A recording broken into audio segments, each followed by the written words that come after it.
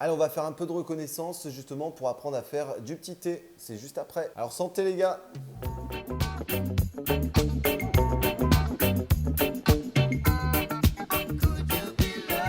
Salut les amis, ici The Prof d'Ortie. Alors aujourd'hui un tuto bien particulier puisque on a bien avancé dans le jardin, on a bien avancé dans la saison et on va pouvoir justement commencer les différentes cueillettes et notamment aujourd'hui des plantes médicinales et des plantes qui vont nous permettre de faire des belles et bonnes infusions. Alors tout autour de moi on a différentes plantes d'infusion qui vont nous permettre de faire différentes tisanes tout au long de l'année. On va faire un peu le point sur les différentes plantes qui sont présentes. On a de la camomille, on a de la lavande, on a du thym, on a de l'hysope ici, on va avoir de la calendule, on va avoir de l'estragon, on peut avoir du persil, de l'oseille, on va avoir des orties, enfin tout un tas de plantes qui vont nous être intéressantes pour faire différentes tisanes. Alors, je vais commencer donc par les premières. Donc ici, on va commencer avec l'hysope qui est magnifique. En plus, elle est en fleurs actuellement. Donc cette hysope, on va la couper au pied puisqu'elle se recepte. Donc c'est ça l'avantage. Donc là ici, quand vous allez couper de l'hysope pour la faire en infusion, on va la supprimer du pied. Elle va se recéper. Et en même temps, donc on va profiter de la coupe afin de les faire sécher et de les utiliser par la suite. Donc c'est tout un tas de plantes qui vont nous aider à passer des hivers tranquilles. Vous mélangez ça avec un peu de miel et vous allez éviter d'être malade pendant cette période où il fait si froid. Ensuite, on a la lavande. Donc la lavande, on peut récupérer deux choses. On peut récupérer à la fois le côté feuillage, mais aussi le côté fleur qui va vous permettre d'avoir des infusions qui sont douces. Alors pour la coupe, c'est un petit peu pareil. Cependant, si vous êtes au nord de la Loire, une fois que vous avez coupé la lavande, elle a généralement du mal à reprendre. Par contre, si vous êtes au sud de la Loire, vous pouvez également recéper un peu comme l'hysope afin d'obtenir un pied qui soit jeune, un pied qui soit dynamique. Alors le thym c'est pareil, donc on peut l'utiliser sous différentes formes. On peut l'utiliser à la fois pour mettre en accompagnement dans les différents plats que l'on va préparer, sachant que toutes les autres plantes sont à peu près utiles de la même manière. Cependant, le thym est assez intéressant puisqu'il va nous permettre de lutter contre différents fléaux pour l'hiver. Je dis bien fléaux entre guillemets, puisque c'est une plante assez intéressante. Alors, il faut savoir que toutes ces plantes sont mellifères et donc vont attirer tout un tas d'insectes, ici comme la lavande avec des abeilles solitaires et des abeilles domestiques. Ensuite, vous avez l'hysope qui va pareil intéresser tout un tas d'abeilles, encore une fois solitaires et domestiques. Et ça va être le cas aussi donc, pour la camomille romaine, pour l'estragon, etc., etc. On va récupérer par la suite donc, du thym. Je vais ici maintenant travailler sur la camomille. Donc là ici c'est de la camomille romaine qui est assez intéressante puisqu'elle va nous permettre de nous apaiser. Vous faites ça généralement en soirée, ça va vous permettre à la fois de digérer comme la menthe et en même temps donc de vous apaiser. Donc cette camomille romaine ici on va juste récupérer donc toutes les inflorescences. On va couper chaque inflorescence, on va la mettre à sécher et ensuite on va pouvoir les consommer. Si vous voulez travailler en direct, vous pouvez, c'est-à-dire vous venez cueillir au fur et à mesure de votre consommation. Cependant, en hiver, ce sont des plantes qui sont moins attractives puisqu'elles se sont moins développées avec les périodes de froid. Donc ici, je viens récupérer les inflorescences tous les jours. Ensuite, je les fais sécher. Je m'en garde un petit peu pour les faire généralement le soir. Voilà. Et ensuite, donc, on prend ces petites tisanes et ça permet d'être relaxé. C'est vraiment assez sympa la camomille. Alors attention à ne pas trop laisser les fleurs infusées, sinon vous avez une infusion à la camomille qui est un petit peu amère. Cependant, vous ajoutez un petit peu de miel et ça vous donne quelque chose d'extraordinaire.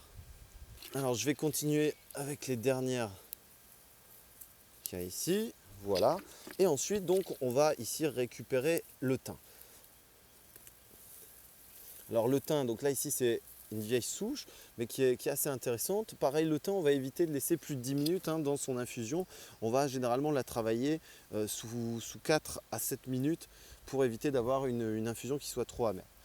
Alors j'aime beaucoup aussi les fleurs de lavande. Pareil, ça adoucit la tisane, donc on va en récupérer quelques-unes. C'est une lavandula traditionnelle qui est assez intéressante. Et le feuillage, donc je le prendrai un peu plus tard en saison, tout au long de l'année. Donc là j'ai du thym, de la camomille, de la lavande. On va récupérer pareil quelques branches d'hysope qui est juste derrière. Voilà, donc on a un pied qui est assez sympa. Alors faites attention aussi si vous voulez récupérer des semences, et vous allez devoir laisser forcément des inflorescences en place, sinon vous n'obtiendrez jamais de semences. Avant de continuer les différentes cueillettes, notamment sur l'estragon, la sauge, la calendule, je vous propose de voir un peu le développement de toutes ces plantes. Alors, concernant ici l'estragon, c'est une plante qui est assez spontanée, on le voit bien. Donc, c'est une vivace qui va se développer assez rapidement. Donc, sa culture est assez facile. Généralement, vous achetez un pied de l'année prochaine, vous avez un pied qui ressemble à peu près à ça. Donc, au niveau travail, pareil, on va le recéper au fur et à mesure et on va donc conserver ici les différentes feuilles qui vont nous permettre de créer nos différentes infusions. Ensuite, on va avoir la sauge. Donc la sauge, pareil, au niveau travail, c'est assez facile. Il faut juste l'avoir implantée une fois. Ici, cette sauge qui est arbustive va se développer un peu et elle va nous faire de belles inflorescences un peu comme celle-ci. On va en profiter également pour récupérer les différentes semences qui sont à l'intérieur qui vont nous permettre justement de recréer cette variété qui est assez intéressante et qui sent très très bon. Je vais cueillir différentes feuilles qu'on va faire sécher et on pourra faire donc un mélange. On pourra faire donc un beau mélange pour cet hiver. Donc là, je fais à peu près une cueillette toutes les semaines, ce qui me permet d'avoir donc des tisanes pour toute l'année. Voilà.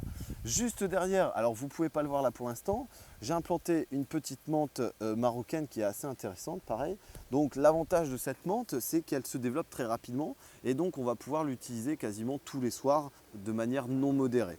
Donc cette menthe, pareil, est assez intéressante notamment pour la digestion et je vous invite à en mettre, sachant que ça éloigne également les pucerons dans le jardin. Donc là, c'est assez sympa puisque ici, on n'a aucune attaque de pucerons, même sur les artichauts ou même sur d'autres plantes qui ont un fort pouvoir de sensibilité par rapport à ce puceron.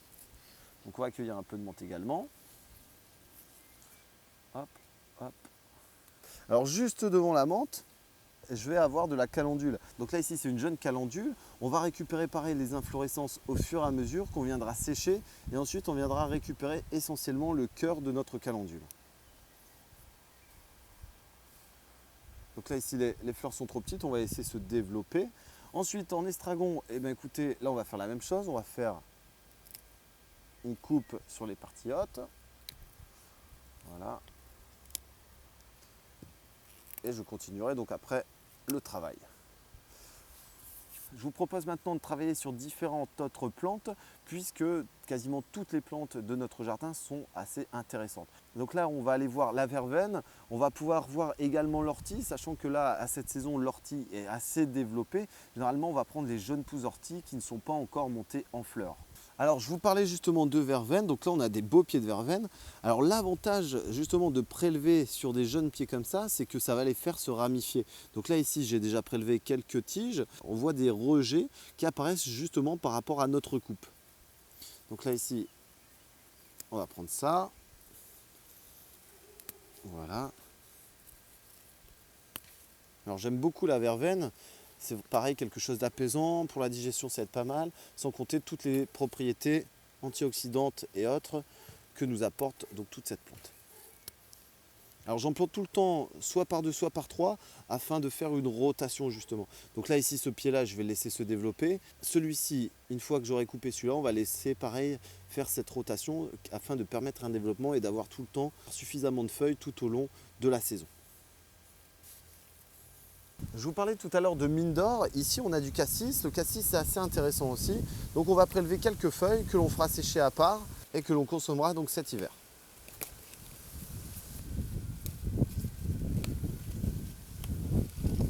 Voilà.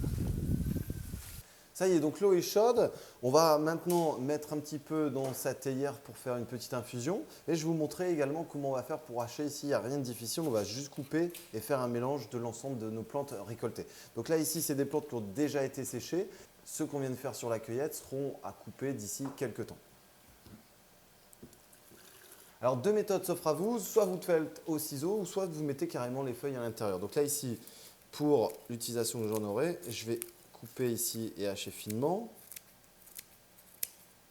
Voilà, donc là ici c'est la sauge. Je vais laisser la tige sur le côté. On va mettre un peu de verveine. Et là maintenant, donc on va les mettre à l'intérieur de sa théière.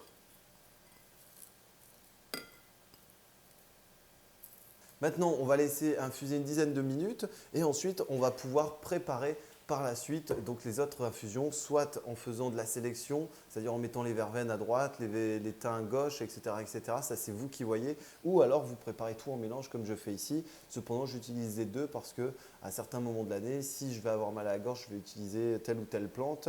Ou alors, si je veux plutôt me relaxer, je vais utiliser plutôt de la camomille ou alors de la verveine. Enfin, ça, c'est encore une fois à vous de voir. Après, une fois que l'infusion est prête, on va pouvoir la consommer et vous allez pouvoir justement apporter peut-être un peu de miel si vous avez des ruches à la maison pour pouvoir justement la sucrer. Alors voilà, donc ça y est, c'est infusé. Et donc maintenant, on va rajouter une petite cuillère de miel et on va pouvoir la boire. Hop. Alors santé les gars! Voilà les amis, j'en ai terminé avec ma vidéo. Je vous laisse partager et liker. N'hésitez pas à envoyer des commentaires. Et si vous avez d'autres plantes, pareil, je suis preneur. À très bientôt les amis, salut!